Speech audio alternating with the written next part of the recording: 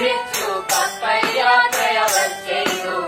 തർക്കം കൂടാതമ്പത്തൊന്നാം തെരുവിൽ മായാങ്കരെ വന്നു.